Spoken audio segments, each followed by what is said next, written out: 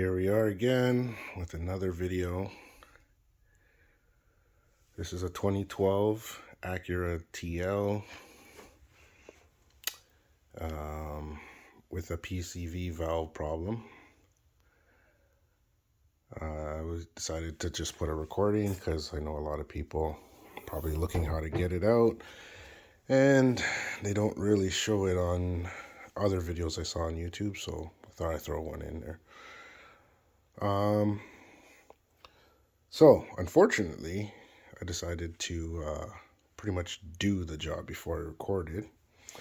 So I'll show you here. This is your PCV valve. All right, this is the new one. I got some oil on it. I was doing some testing. So anyways, it goes at the front of your engine, just right here. You'll see the slot for it. So it actually sits inside like this. So when I was taking out the old one, this whole blue head broke off and the black piece was left inside. And that happened last summer, 2022. And I was just not in the mood. So I decided not to fix it. Just let it be.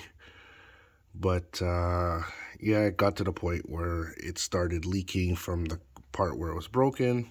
And as you can see, oil starts dripping all the way down the engine and whatever. So it wasn't bad enough that it was dripping on the driveway, but I mean, you still don't want oil all over your engine. You can see other parts. See, it carried all the way over here. This engine used to look clean. Used to more look like the top area. So anyways, I'll show you how I got it out, which is a tedious pain in the butt process, but it is what it is because it was well cooked inside. So this is the broken one that I just pulled out. It actually came out in multiple pieces. You can see it's broken there, and it's also broken in the center. So you can actually see it's in 3 pieces. So this blue piece actually is in the center here. I just pulled it out because I couldn't hold the camera. So it goes in, this part goes into here, and as I showed you just before I freeze framed it, this connects to here. And then there's still a missing piece which was stuck in there and I had to pry out separate. So there's multiple ways you could get this out. So originally, so what I did is I took some WD-40 and pried it right around the lip. So right here, when it, let me see if I can find, when the head of this was inside, I'm not going to push it all the way in, but I'll just put it right there. So it's pretty much broken like that, and you couldn't access it. So what I did is took a pick here and just pried it in there and bent it down just enough, not so that it cracks, because you don't want it to break more, but just enough that you could slide some WD-40 in there so help lubricate it, and then you can wiggle it. Then I tapped here a little bit just to help break it up a little bit, and then my main tool turned out to be a screwdriver. So originally I was going to go with this method, but then I realized, you know what? This is actually pretty big, and once I damage it at this point, then you have to just chisel everything out. So this was my last resort, but the reason why I was going to use this, I'll show you, is because once you screw this in and tap it, screw it into the plastic, once you get a good amount of threads in, you could just yank it like that, and you just keep doing that. You can work it with the WD-40 pretty much until it breaks free. So yeah, so basically that's what I did. And but instead of using that hook there, I decided to go with a deck screw, a really long, about a 3 no, 4-inch long deck screw. And I think it's somewhere here. So I went with one of these, and then I just slowly, I went to a shorter one, but with more tread on it. And I did that. So when I did that, I screwed it in to the center of the blue piece, which you can see there. And then I did the same thing, yanked it out. So first the blue piece came out, which I was hoping the whole thing would come out, but it didn't. So this piece came out. So then I had to do it again, work it around. Then this piece came out. And this was the pain in the butt part that stuck all the way down. In between that, there is a spring. So what I did is I took a bigger screw with more tread. The bigger the tread, the better, because it'll hold better when you have to pull. You don't want it to just barely grab, and then you just strip the plastic, and then you have nothing to bite onto. So if you have a screw with a lot of tread from the beginning, it'll help you out a lot. So then I did the same thing. As you can see, I drilled down the center. At this point, there's a spring. The spring actually went to the side, so it was okay. Pulled it in. Then I pulled it out, I should say. Then you can do, once that part's sticking out, I will show you. Hold on a sec, sorry. So then it was sticking out like this with the plastic piece still inside the engine. So what I did is, where is it here? You can either use pliers, angled pliers, if it's better for you.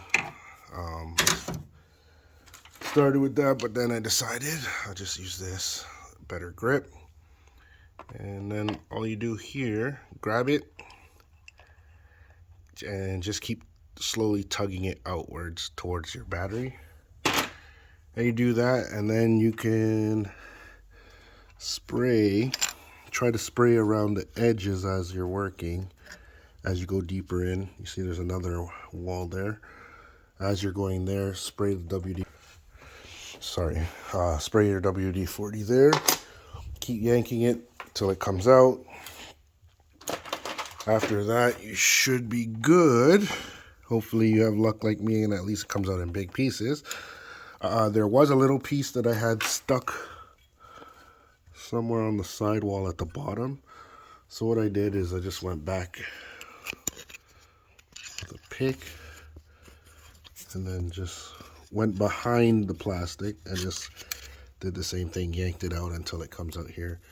So now I'm done. This is all the sludge. There's a little bit of plastic in that sludge, so I'm just gonna use I have a steel brush. If you can get something in there, I say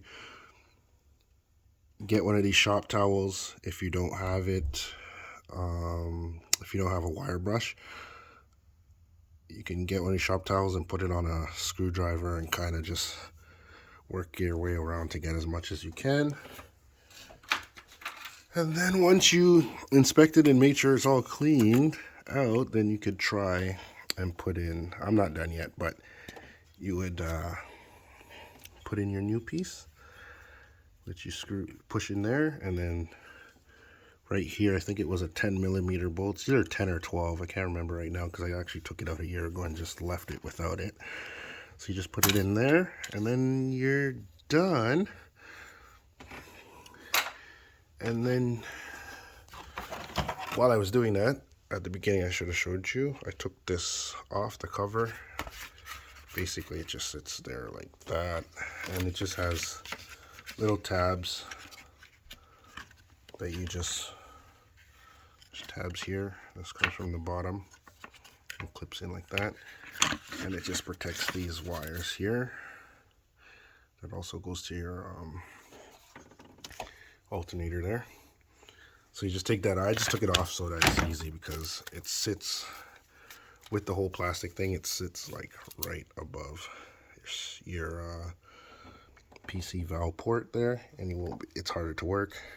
You can also take out your battery plastic cover if you want to make more space. So when you're, depending on your drill, luckily I have a small hand one, which was able to get in there, so I didn't have to do it by hand. Or if you have one of those DeWalt 90-degree angles, you could screw in that way. That would be easier. I was supposed to purchase one a year ago, but procrastinated, and here we are. So yeah, if you have to use a bigger drill, a torque drill or whatever, you might have to take out this, and might even have to take out the battery. But I was trying to do minimal moving as possible. So yeah, so once you're all done that, yeah, that's it. And that's how you change a broken PC valve inside. All right, thanks. Have a good one.